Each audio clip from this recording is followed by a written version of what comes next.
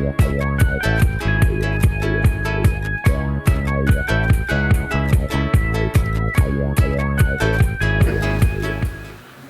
I'm Stan Stoliker with Hub Culture, and we're here in the Hub Culture Paris Pavilion, beautiful space. And joining me is a panel on climate finance. We have joining us here Jacob Tomei from 2 Degrees Investing here in Paris, head of the international programs.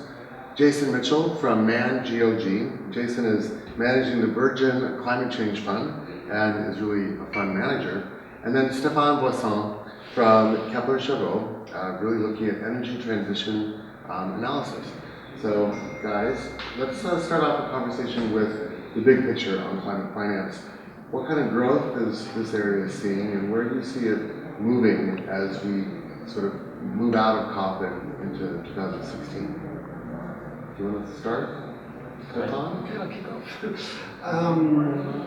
Yeah, I think there's a new dynamic here at the COP with several drivers. One of them being the regulation, one of them being obviously the FSB new incentive to take climate into consideration into the overall FSB framework, and I think that will be a key driver for the next year.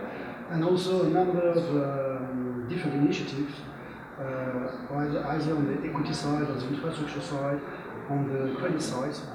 What we can see now definitely is the credit world really going into the billion zone, which was not there a couple of years ago. Definitely there was not the equity space that was in the scope.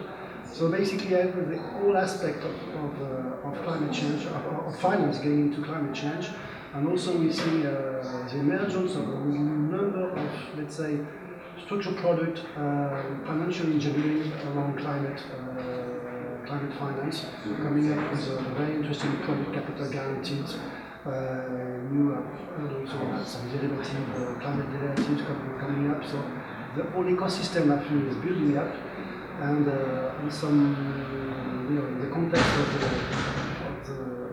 France, there is also today, next week actually, France will pass some new regulation, making it mandatory to French investors to report not only on their carbon and climate risk, but also on their alignment to the 2 degrees, and also on their contribution to financing the energy transition. So, and obviously, this is taking the attention of all the investment community, not only in France but in Europe and around the world. And we're looking at the deployment of such legislation to other jurisdictions, which will push the subject much further. Jason, where are you placing your fund? What are you guys looking at? We have several funds. One is a Global Sustainability Fund that I run. Another one is this Virgin Climate Change Fund, where we treat carbon as a liability on the valuation of companies. And ultimately, we want to produce a portfolio that's 30 to 50% cleaner than the index. What's interesting, though, sort of having run index than the MSCI Europe index. Right. So it's confined to Europe, just given that Europe has really the largest emissions trading scheme. But what's interesting about this fund, which we've been running over the last 7 to 8 years, in context with this COP21, is that in previous COPs, in particular COP15, I remember in Copenhagen, there was a real divergence in terms of policy and preferences. Whereas this one, it's unique in the fact that you are finally seeing a real convergence around from national commitments throughout the INDCs towards 2 degrees. You're seeing corporate commitments, even over the last couple of months, from the European oil and gas industry, from the insurers as well, and you're seeing investor commitments around either divestments or this real recognition that of the risks around long-term stranded assets. How much money is flowing into this sector right now? I don't have a number per se for the whole sector. It's meaningful. I think, to be honest though, I don't think you're seeing a lot of it in specific funds like mine that are trying to play carbon, specifically, but what you're finding is from a bigger picture, pension funds, particularly European pension funds, are now going to their managers and expecting them to report, as Stéphane had said, even outside of the French context. They're expecting better reporting of climate risks, of the carbon footprint, which I think is actually a little bit more useful and constructive, because you're talking about better standards around a bigger pot of money rather than money flowing into discrete areas. Right. So Stéphane, you guys are very focused in the French market and 2 degrees investing. Tell us about that strategy. So I think it's been interesting to see the French really lead on this, partly of course because of COP21, but some processes that we were also quite closely involved with, that already started in 2012 and 2011. So it's, with the French white paper on the energy transition and finance, and then you saw people in the finance ministry start to be responsible for this issue. And that really allows you to have a conversation, because all of a sudden there's a counterpart in the finance ministry, for example, who's in charge of this issue, and you're no longer just speaking among your own community, basically. And it was interesting to see in the past couple of months as well, across Europe now, basically, whether it's the Swiss, the Swedish, the German finance ministry, whether it's the Bundesbank, the European Central Bank, the Financial Stability Board, all these organizations now have somebody who's basically in charge of climate change. And that's really, I think, a revolution from where we were 5 or 10 years ago, and it mirrors what Stéphane was highlighting as well on the trends that you see in the private sector in terms of increased engagement and emphasis on this issue. So most of the major European governments now have a person in the finance infrastructure who's responsible for looking at climate change? Yeah, definitely. And how much of that is driven by the fact that COP21 was focused here in Paris? Do you think that was the spark, or is it something that would have happened otherwise? So it's hard to disentangle, I think, because part of the logic is basically that a lot of this policy initiative is by creating facts. So in other words, if you have the Financial Stability Board emphasizing this issue, every kind of country that's on the G20 is forced to have somebody in the Treasury deal with this issue. And so this is part of the policy process where you create a reality that wouldn't exist otherwise. At the same time, and that's driven significantly by the French Treasury actually putting this issue on the agenda of the G20 finance ministers, and by extension on the Financial Stability Board. At the same time, a lot of this is also a growing awareness of the research and activities you see in the private sector. I mean, if you have the kind of work from Carbon Tracker Initiative, you have work from other organizations, you have a big movement in the United States on Divest that's increasingly coming here to Europe as well. Finance ministries simply can no longer afford to ignore an issue that the kind of civil society and financial institutions emphasize. So let's talk about divestment for a second. This is, I think, a theme that's been emerging out of this COP. How are you guys approaching divestment in terms of your work? We, as a fund manager, we have many different strategies. We don't have a divestment policy per se right now. To be honest, that would actually force us, and it's just a very long process, which we are talking about. But that would have to change the investment mandate, which means going to the FSA and communicating that with our investors. To be honest, personally, I think that if you divest, it's sort of a mixed signal, because on the one end, you're taking yourself out of the argument if you divest. If you're an oil company and you've got a set of activist investors that are anti-oil and they divest from a benchmarking perspective, you don't have to deal with them anymore, right? And so that's interesting. So is divestment potentially, Stéphane, can you add to that? Is divestment potentially a strategy for slowing things down? I mean, it seems like I think it's very excited about because it. it's something I'm trying to push in the marketplace is the concept of responsible divestment. Because it doesn't. We live in quite a complex world. If we do divest on some project, either from the equity side or the credit side, it's very naive to think that the project will stop. Others will come, the Chinese, the Koreans, people on which that we don't have necessarily any kind of teeth of these people, basically, because we don't own them, we don't have a relationship with them. Even NGOs will be very difficult for them to get into these people. So most of the time the project will be done, and talking about a coal plant or mining plants, whatever. The project will be done, but will be done probably with far less money, much higher returns for the investors that invest into that, because the environmental and the social aspect will be basically discounted in this project. So the climate is not a winner of that, basically. Everyone is a loser. So I think it's very important to, I prefer to have the engagement to the divestment. It can be necessary to divest. I think there was some good parallel taken from the apartheid and from the fossil fuels. So divestment can be a strategy, but I think it has to be very clear that it's very good for mitigating risk at an investor level. It's not necessarily good for meeting the climate targets. And what you see in the marketplace now is two different journeys to divest.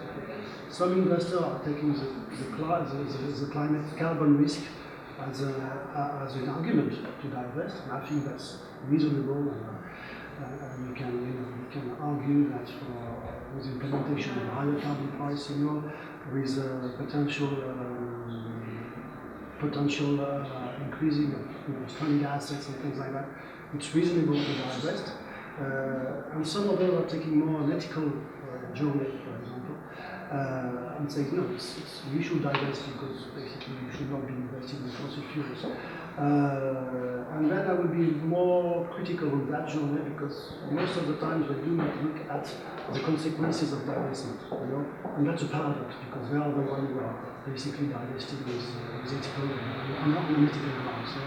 But what you can see in the marketplace, I think the first category is much, much bigger than the second one still. Even if the second category is more vocal than the first one. Today I see much more investors which are divesting in the back of good risk analysis arguments.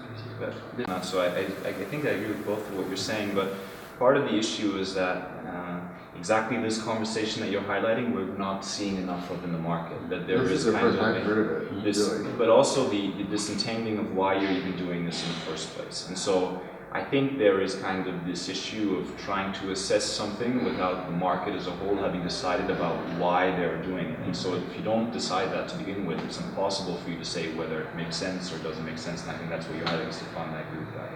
But I would say that here we're seeing obviously I think there's this one element that I just want to add is that there is a signaling power to divestment, right? There is this idea that maybe the kind of stigmatization of a sector, which is part of the narrative and objective of the divestment movement, is not designed to actually impact the cost of capital itself or the actual availability of capital of these companies, is rather designed to send a message to the broader community, and that's the outside financial sector community. That could be policymakers, that could also be civil society in the larger space. I heard this weekend something like 46,000 individuals in the United States have pledged to divest. Mm-hmm. Now, is that number going to move the needle in the actual cost and availability of capital? Might it even have a negative impact? That's a technical discussion, very valid.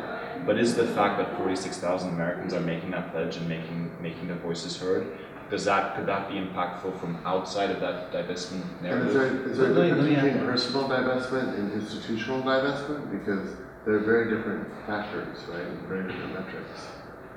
I don't know about that, but the one thing I would say is that it's interesting. I wonder if divestment has managed to catch so much momentum because the other signaling, from the price of carbon, has really been underwhelming.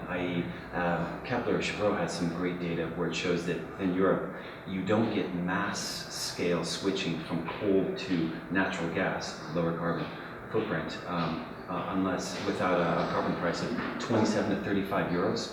We're at 6 euros now. So, if you get that kind of signaling from a credible carbon price signal, does that actually start to change behaviors of power companies? There is some argument too about just where you put your resources, right? So if you're investing into clean energy companies, so they're getting more capital to make more infrastructure investments, and you're divesting away from oil companies, so theoretically they have less power and less influence to make those investments. That must have some kind of macro effect. But I think the challenge is that basically if we think about, and this is slowly changing the market, but we think about how these companies actually finance much of their investment. I mean, a lot of it is balance sheet financing. So a big oil and gas company has their financing from their own balance sheet. They're not as dependent on credit or even equity as a small clean energy company. And so even having an impact here is a different story, which is I think also why it's important. A bigger question is at the end of the day, if you are trying to have an impact, should we be thinking about fossil fuels at all? I mean, I'm not necessarily saying, but there is, I think, a very strong case to be made that if impact is what you're after, if you're the ethical investor, fossil fuels is a distraction. Why is that the case? Because so much of it is auto-finance anyway. That means out of the reach of financial markets in some respect. The engagement track record, there is a story here, but it's not like this engagement track record has been incredibly successful on impacting actual investment decisions. I mean, much of the kind of patting ourselves on the back on the engagement story, with reason, is on disclosure at the end of the day. And so do we really think we're going to impact, and even if we do, will the Chinese company in and do the project anyway? Whereas clean energy is so much more reliant on both bank lending and capital markets to actually get money. That money will kill the fossil fuel demand much quicker than if we don't have the electric vehicles on the road, if we don't have the renewable power set up, and if we don't have the kind of low carbon alternatives in cement and airlines and shipping, because that at the end of the day is the only way we're ever going to wean ourselves out of fossil fuels, and that's where maybe the impact will be more pronounced. It's one thing that I've actually, it feels much more prevalent in this COP, whereas before where, when you think about subsidies, feed-in tariffs around renewable have been very controversial because governments have been sort of handled them in a fairly inconsistent way in some cases, pulled them, incentivized, pulled back. But where this COP21, in COP21, I've actually continued to hear about this, more about addressing the fact that so much of the fossil fuel is being subsidized, and how do we cut back those? And on the flip side, again, it's a bit more complicated argument because, if you look at Europe, Germany is subsidizing coal, Poland is subsidizing coal, Spain is subsidizing coal from a social employment issue. So how do you sort of balance the social risks or the employment issues with this fossil fuel subsidy? Right. So, where do you see things moving, Stefan, in terms of risk? I know that Capital, from my little bit I know about the company, is really looking a lot at analytical risk. Where is the risk in all of this? I mean, the risk is much tougher to identify than it used to be. I mean, Jason made a good point. We had a carbon price in Europe at 30 euros per ton, down to 6 euros. So looking at, to get into the technical, looking at the scope 1 or 2 of company doesn't tell you any kind of risk profile. And there's still a number of legislation which comes with the implied carbon price in insulation, in lighting, in biofuels. We can get implied carbon price of over 100 euros per ton. But it's not that easy to screen it and to identify it. So it's much more diffused in terms of legislations. And basically, in order to get to be able to track this kind of risk, we need to have more focus on what we call scope 3 emissions, because most of the time these legislation are impacting the services, the goods, the product themselves, rather than the production of the goods. So they do up the supply chain. Basically, if you want to better track the risk, you definitely have to go into scope 4. I mean, it's obvious for the car sector. It's not the production of the auto that makes the risk. It's basically how they calculate and the intensity of the carbon intensity of their fleet. So this kind of basically to deploy this kind of analysis on all sectors and try to track all kind of pieces of legislation which more and more are very local. They can be at a country level, but sometimes they can be at a regional level as well. And we're trying to have better information on that. And I think Jacob made a very good point. What we need as investors, analysts, is better disclosure from the companies to report on these new risks which are diffused all over the place, and the companies are not very good at highlighting this risk, of course. Is there a good price for carbon? Like, if you were to wake up tomorrow and have your dream price for carbon, what would it be? 1,000. And then you walk to work. Jason? I think it's a progressive price. In France, I mean, you have a national legislation where the price of carbon will go, I think, from 7 or 8 euros this year to 17 euros next year, and it's due to be above 60 euros in 10 years' time. So, which is already into the legislation. So this is most impacting the fueling. Is that changing? Are people buying or starting projects? Is it moving the needle? Not yet, because even that it's quite insignificant. For example, it's only 1% in terms of impact of a barrel of oil move, basically. It will be the equivalent of a move by the barrel price by $2 per barrel. Also, the barrel has been Yeah, I mean, other factors are moving that by a lot more. So it means that we have much more potential for moving the carbon price much higher. And still now, even for the airline industry or the car industry, it's still very significant. I would have said, I mean, the allowances, the number of allowances is a bit tighter, mismanaged because of national interest, because of a number of things over the past couple of years. But I would say probably you start to affect, particularly in institutional investor behavior, at between 15 and 20 euros. That's when our analysts, for instance, would go in and start sort of ascribing real value on particularly capped goods companies, cement companies, in terms of what their carbon liabilities are. But at 6 euros, it just doesn't send that meaningful a signal yet. I think one of the interesting, so looping back to this risk issue, I think there's kind of what's fascinating about this question of risk is that there's probably never been a situation where there has been a disruption that is so predictable. So in other words, if we think about the disruption of technologies, throughout history, it comes by surprise, basically, at the end of the day. Whereas there is a universal goal to have a certain climate, global warming in this century that's agreed basically by all policymakers, and that we know exactly what that requires in terms of phasing out certain technologies. It's kind of insane in a way how centrally planned our understanding is of this disruption. Now, on the green technology side, obviously there are lots of questions. Will electric vehicles be the solution? Will it be fuel cells? Which type of renewable power will it be?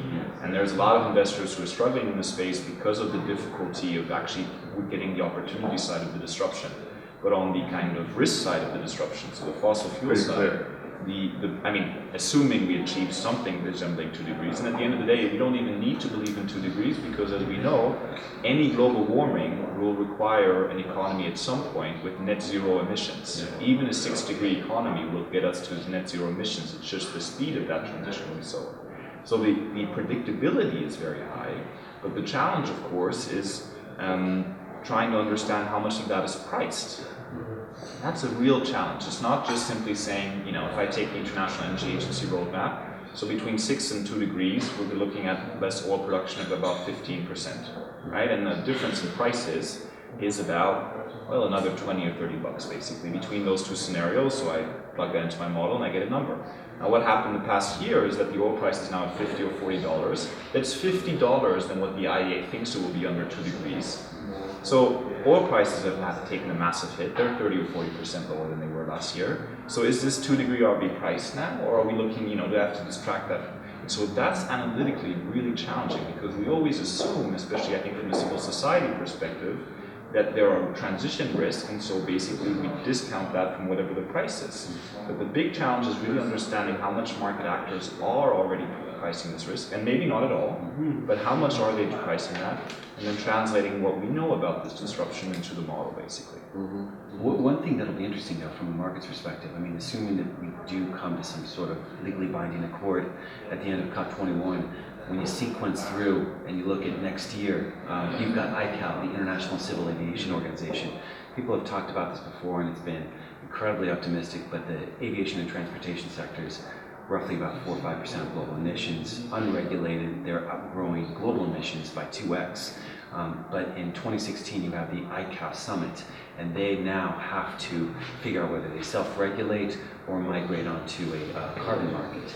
And if you can get the idea that airlines are an international business and emissions are an international problem, and suddenly you have emissions between... Which way do you think they'll go? Do you think they'll self-regulate, or do you think they'll go into a market? I think Or markets... set up their own exchange? I think it's going to be tough, to be honest. I mean, they've tried to avoid doing anything, but I think ultimately markets. But if you get, suddenly if you imagine, China has a regional carbon market by 2017, 2018, you've got Europe and you have flights going back and forth, you have, by default, an international carbon market, at least between two regions. And you can build on that. But I think the aviation sector is so fascinating, and I love that example because it teaches us two things basically that are like relevant in this context basically. The first is that if we think about the aviation sector, is that actually the big pressure on the margins of the aviation sector is the oil price. So the net, if we think about risk again, the long-term viability of the sector will potentially improve dramatically if they're less dependent on the fluctuation of commodity prices. So there can actually be a net margin positive, which is of course a key driver of the dividends they're able to pay and then the ultimate price. At the same time, the carbon price is going to be very challenging for the aviation sector to translate the carbon price into real technology deployment, partly because basically what the carbon price does in the short term is it incentivizes efficiency. But what we need eventually, of course, in the aviation sector is a zero carbon technology to fly people or transport people quickly from Berlin to New York or Paris to New York. And the carbon price in the short term is not necessarily going to send that long-term signal that companies like Boeing and Airbus will invest in electric planes, for example. I mean, it was a bit funny. Boeing, I think it was Airbus that made the announcement. They put 20 million euro now on this pilot electric plane, right? 20 million euro, that's a lot of money. Now that's about 1/10 or less of what they sell for one individual plane. That's 1/150th of their entire R&D budget. That's not even their entire basically revenue. It just means that they're not investing in electric planes. Yeah, and will the carbon price change that? It's going to be challenging because obviously the return on this type of investment is 20, 30, especially in this technology. It's going to be maybe 30 years until you see the benefit of that. So you go, you know what? Yeah, I'm not going to even be alive anymore. Then I just deal with the carbon price, put the most resource efficient plane out into the market, and we'll hit that glass floor at some point where efficiency doesn't do it for us. Any questions? I just had some comments on the divestment piece, but I don't know if you want to go back there. I don't know if it's like a discussion or just a question. It can be a discussion. Okay. Something I think is like the impact of divestment is also promoting regulations. So in the United States, for example, like apartheid divestment or like tobacco divestment, that also promoted regulations. So, it may not only affect the price, but also like if all these institutions and socially responsible investors are divesting, that's also sending a signal that, we need a carbon regulation. So that's, I think, kind of like the impact of the political movement of divestment. It's not necessarily to make the stock price fall, and because only a fraction of people of that money is actually leaving that company. So it's not like the stock is going to like instantaneously fall. In the long term, that may have an effect. But I don't know if you guys are aware, but as of now, there's like 3.4 trillion assets under management that committed to divestment. So this is gaining a lot of steam. I think that's a good thing. Also, in terms of engagement versus divestment, sometimes I think they can also be in parallel. So this is an interesting thing, but as you said, a lot of times the engagement is not really effective with fossil fuel companies. But it has increased disclosure, which is also helpful for like measuring carbon asset risk at the end of the day. But I think those two movements can also like bolster each other and they're running in parallel. Where if there's more people divesting, that's creating more political will to say, we need to change something, and then the engagement can push them farther. But this is something that we've been talking a lot about. So It's a good point. I don't know causally if you tie it to the divestment group or the engagement group. Probably both.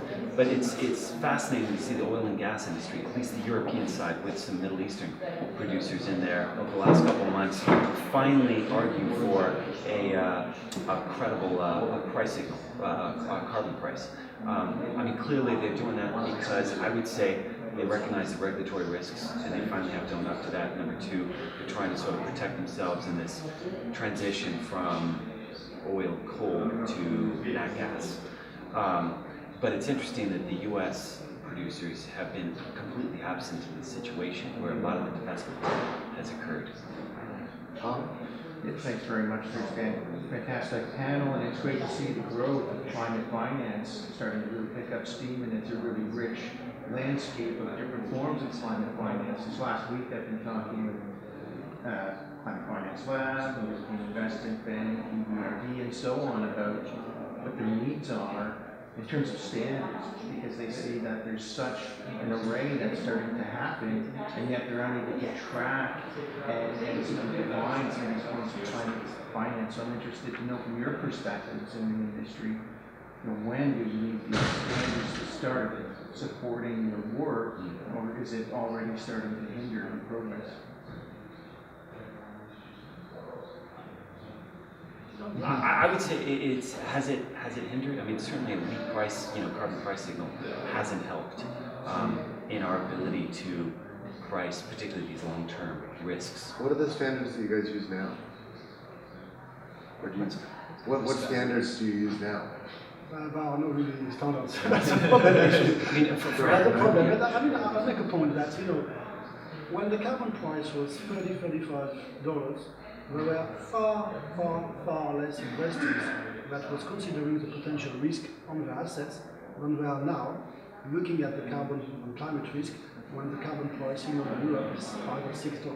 This is a paradox, So basically, we have a huge momentum over the last year, and even if the price is low today, I think we have all this dynamic has really increased the consciousness of investors about the future potential risk of that. And I see probably 25 times more investors now willing to really screen the effect of the carbon risk, climate risk in their portfolio than I was seeing 7-8 years ago when the price of carbon was much higher. So you have to be, and that's opens lots of possibilities as well.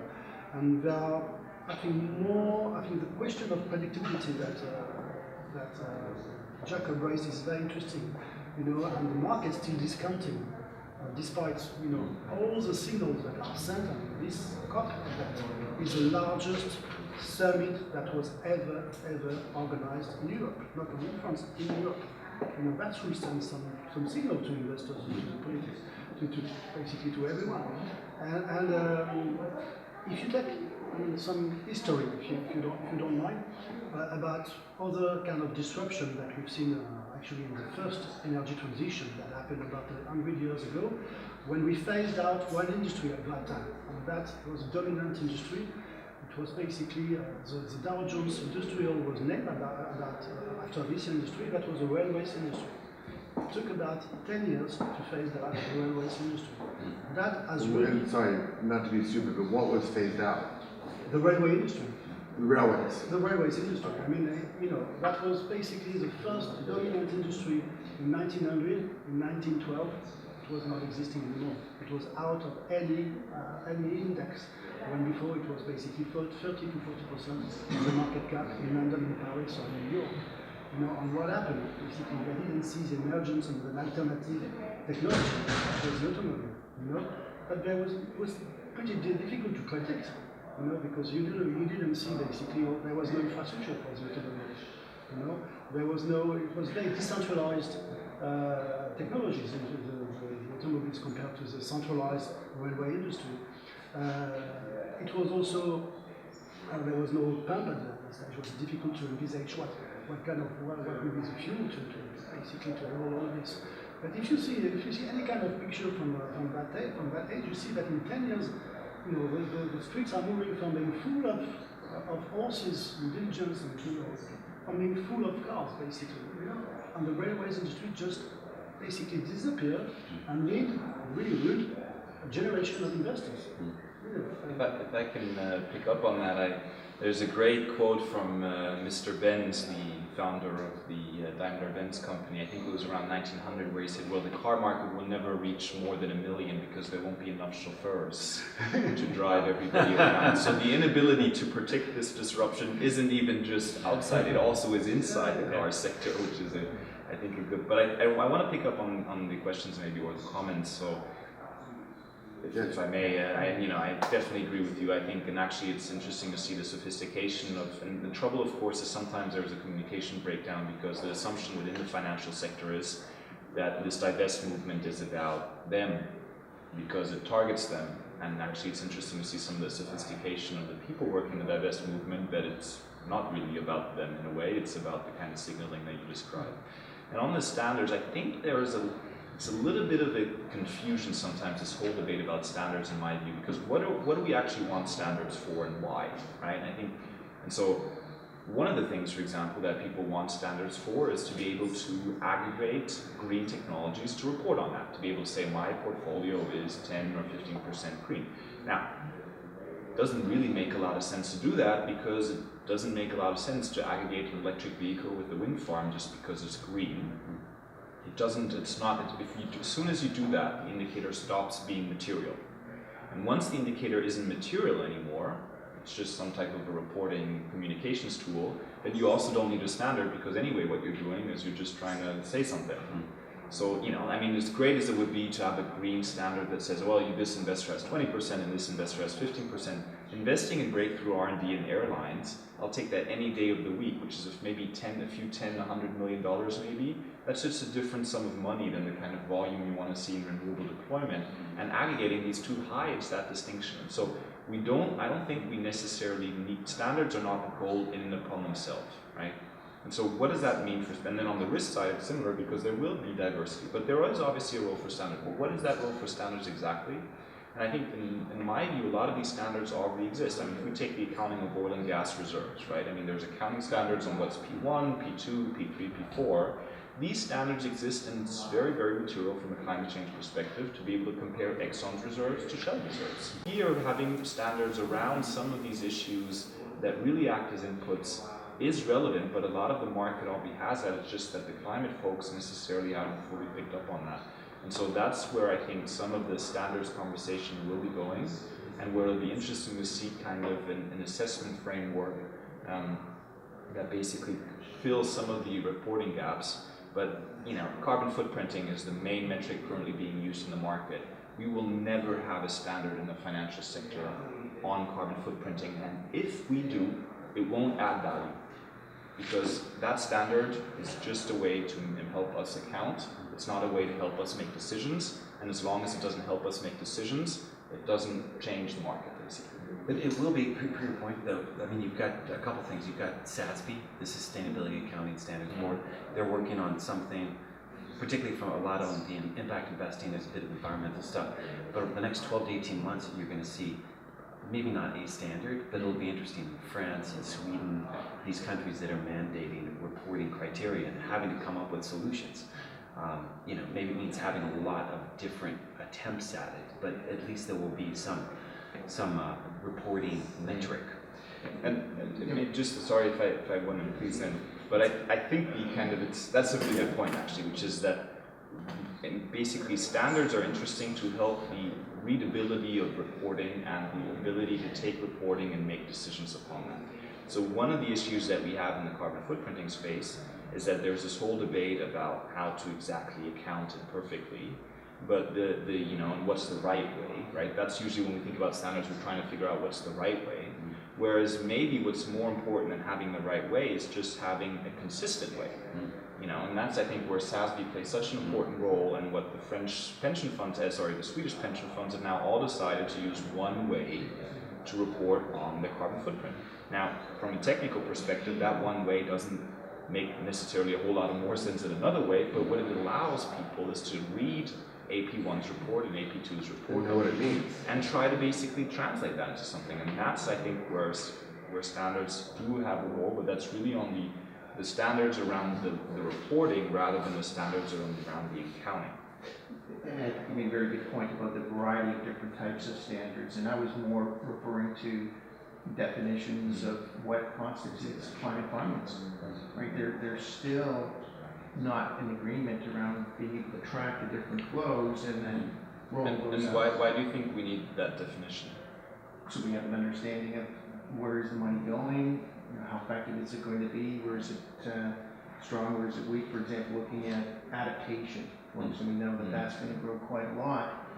There's still, when talking to the MDBs, the multilateral development banks, they're using totally different criteria from bank to bank in their decision making into adaptation projects.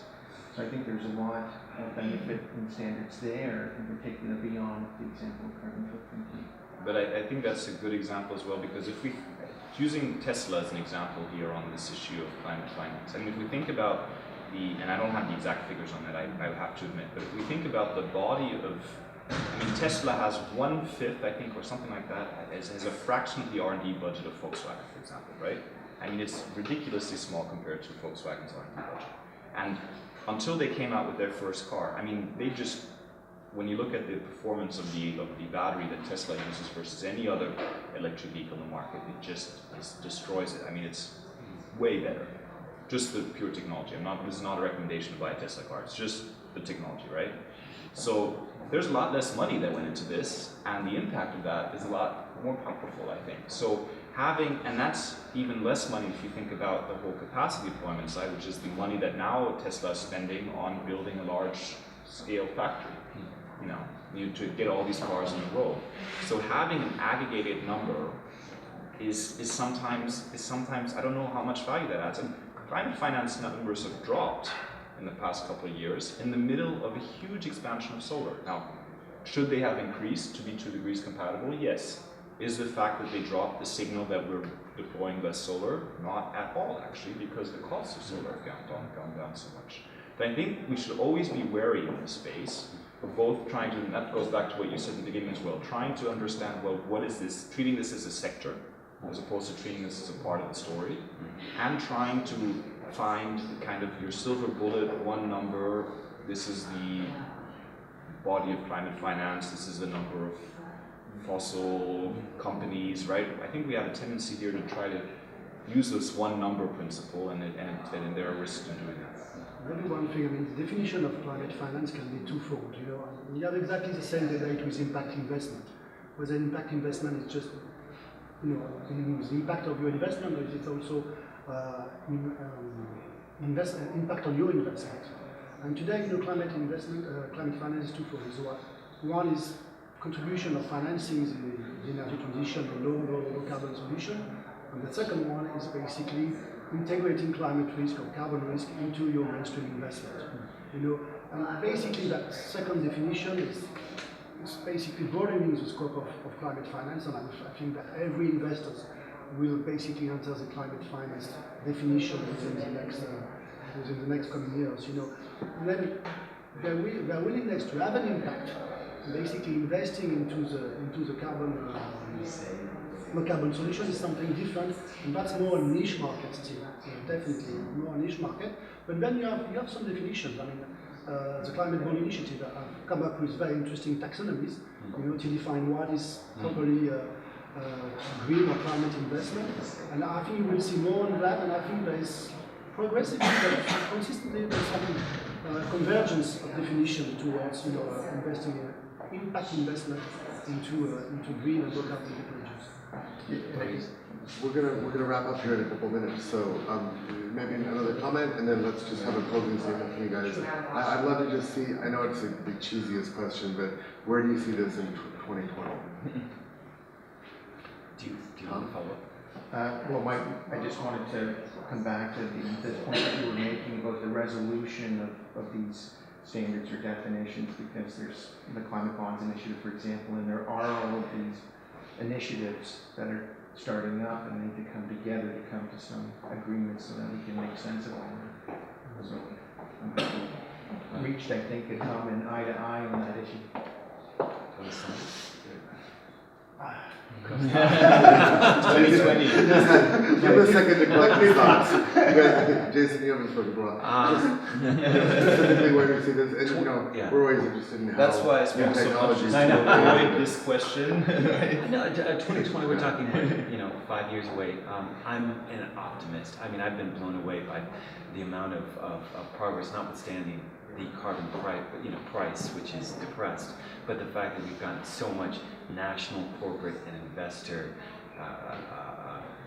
just effort that seems synchronized in a way to make these INDCs credible and to make the next step forward meaningful. In my mind, 2016 with this ICAO issue is a big one, and then following that we've got the Chinese setting up the carbon market. So I see over the next couple of years this sort of pathway, not perfect, it's obviously fraught with a lot of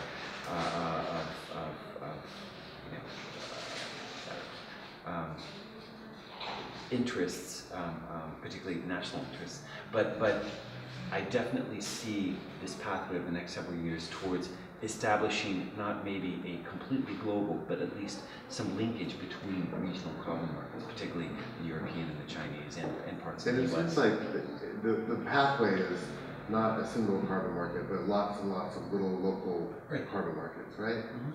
So, But together they create a global increasingly market. interlinked. Yeah. Stefan?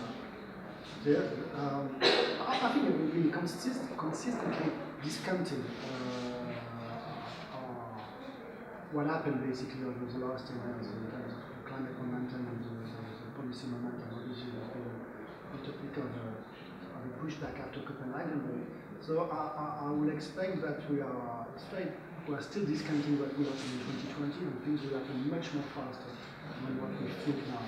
So the last 5 years will be faster than, the next 5 years will be faster than the last 5 years? Yeah, and I think, coming back to my example of the railway industry, it was really 100 years ago where the cycles used to be a bit longer. It happened very quickly. So, and what people did, they were discounting basically the speed of change, basically. And I think that's what we are discounting right now today. So I would expect a much bigger momentum on these issues, much more mainstream into normal finance, day-to-day finance, and more players getting into that. So very difficult to force exactly what will happen, but I think we're discounting the future. Jacob? So maybe a kind of my 2020 vision for the financial sector, I think that helps embed as well this a little bit. So I see this in basically there are two futures.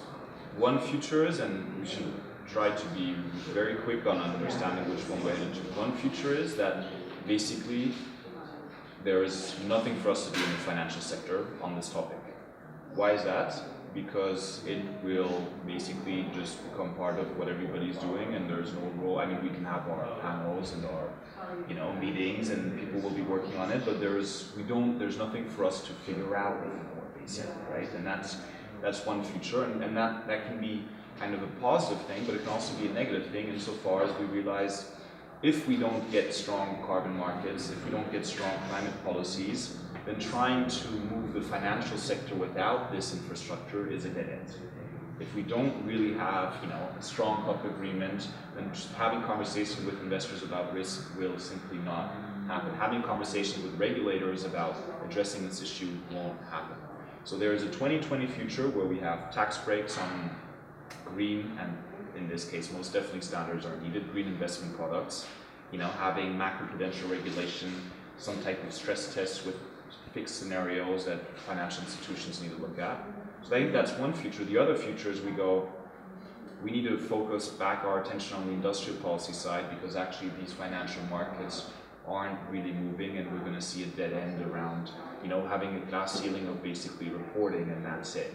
And so I think that's kind of the dark view on this will continue to be a space, but there's nothing for us to do, versus, a future which I think is realistic, is that we will actually see tax incentives on green investment products, and we will basically see financial regulation that's consistent with industrial policies, and that's what we don't have right now, and that's the 2020 future I'd like to see. Great, fantastic. I'm Stan Stoliker with Hub Culture in the Hub Culture Paris Pavilion at COP21. Thank you very much for joining me, gentlemen. Again, Stéphane Chabot, Jason Mitchell from Man GLG, and Jacob Tomei from 2 Degrees Investing here in France. Thanks so much for joining us. Find more videos and discussions at hublive.tv.